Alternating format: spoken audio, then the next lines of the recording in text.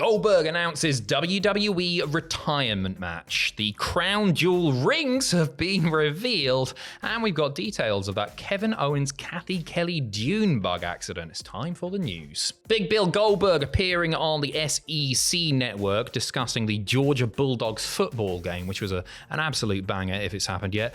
During that appearance, he was asked about his confrontation with Gunther at Bad Blood, and he then went on to announce that his retirement match is going to take place in WWE next year. He said the news of the day is, per 3 executives, Nick Khan, Chris LeGentile and Paul Levesque, in 2025, Goldberg's having his retirement match. I think we know who the victim, probably the frontrunner right now, will know who it is. But 2025, Goldberg makes his retirement match. I got a couple months to get ready, no date, no time, so we will see. Couple months? Yeah. Do they do that at the Rumble? Oh, maybe. Realistically, I think he's got 6 months. Surely you'd do that at WrestleMania. A retirement match, Goldberg, one of the biggest stars in wrestling history. That's what I would think as well. I think, but then, But if it's Gunther and he's still champion, you don't really want the retirement match being for the world title. Do you? I don't know. I think he might do it at the Rumble. I don't know. Maybe, but I guess like the World Heavyweight Championship as well. I know it's not the same one, obviously, but it's something that he was synonymous with in WCW. So I could see them definitely going down that route. Him just being like, I want that one more time. I just want to hold that one more time. So I could see them maybe doing something like that.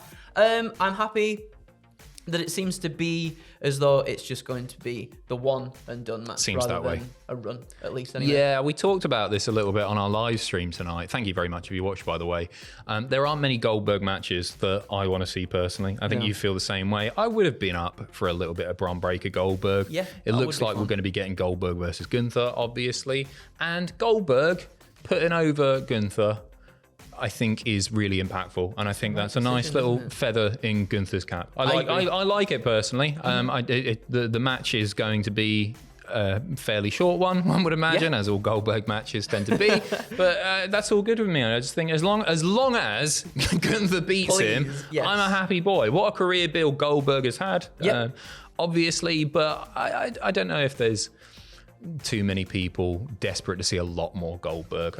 He's had some good creative and he's had some bad creative. Yeah, that's it, isn't it? I think they've got what they can out of him at this point. I think so too. And I guess it's quite because I think prior to this regime, I feel like he's said before that, he's been promised a final match in WWE and he's never got that. So for him to get this as well is actually quite nice. Yeah, there were reports circulating that it might not happen in WWE. If they didn't want him, he was going to book his own farewell tour. He was going to go to the Middle East and make bank doing it that way. So it is going to be happening in WWE. The Crown Jewel rings have been revealed. So the winners of those 2 matches, your men's and women's Crown Jewel champions, Cody Rhodes and Liv Morgan, being presented with those on the post-show. Just look at the size of these bastards. Insane. Look, it's like a Fabergé egg. Cody struggled to get it on his finger. It was a bit too small for him, but he managed in the end. They said it was something like 70 diamonds in there. I'll be straight down cash converters with those.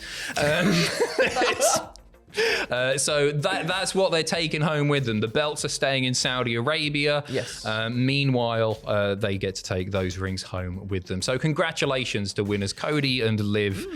2 decent matches. Yeah, 2 really decent enjoyed matches. them. I think it's worth noting as well. It seems as though that's going to be the matches going forward, maybe at other Saudi shows now as well. Champion versus champion, as they said, sort of in that push a bit too. So for the rings. Yeah, Triple H saying that he wants to see who can get the most sort of thing. Like the Infinity Stones. Yeah. Or you like Avengers? Yeah, big time. Moving swiftly on. 3 WWE contracts not being renewed. We don't quite know the full details on the exits of these WWE superstars, but it was announced last night that Indy Hartwell, Tegan Knox, and Baron Corbin would not be staying on with WWE. We'll keep you updated on the details of those releases when we find out more. But Indy Hartwell, in the last couple of hours, has taken to Twitter to comment on that departure. Yeah, she said, I got to live out a childhood dream for the last 5 years. I'm so grateful.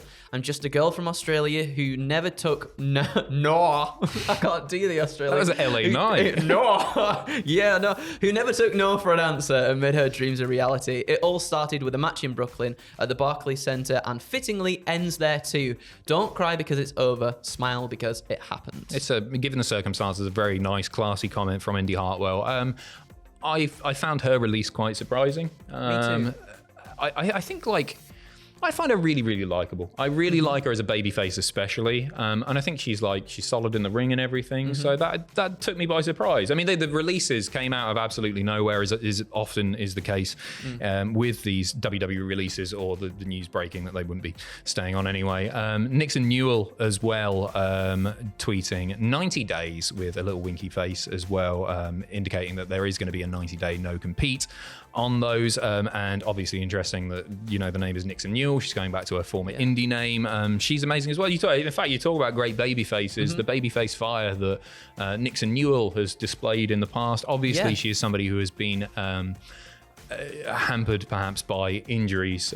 She's had a fair few injuries throughout her WWE career, and not the first time that she's been released, but never a nice thing. Speaking of which, Michin hitting back at a fan, sort of poking fun at the whole situation. She tweeted, thinking of my friends today, to which some random Twitter user said, "You're next, boo." And she replied, or quote tweeted, "This isn't funny. Don't be like this person. These are real people and their livelihood." So, you know what? It's not something to be joked about. It's a horrible thing, isn't it? Lost the job. Yeah, that's it. Even if you don't like the character, if you don't like the booking, any of those things, it just doesn't really matter, does it? Because it's people losing their jobs, their livelihoods. Exactly. It's too easy for people to hide behind keyboards and stuff these days, isn't it? Yeah, it's not nice. It's a shame. It's a big shame. So don't be like that person. We finish off with a bit of a weird story. You may have heard this sort of talked about during the pre-show. If you were watching the pre-show to Crown Jewel, you will have seen the Kevin Owens Cathy Kelley interview, and he revealed that they got into a dune buggy accident shortly after they arrived in Saudi Arabia. He went on sort of putting some storyline stuff in there, saying that Cody Rhodes or Randy Orton made that happen, paying off the driver. But it's now clear that this very much wasn't a work. It would have been a weird thing to be a work anyway. I think it was fairly obvious that it was real, and obviously the storyline bit was put in by Kevin being a heel. But Cathy Kelley took to Twitter, sharing a clip of a bit of footage, literally just a few seconds of the crash.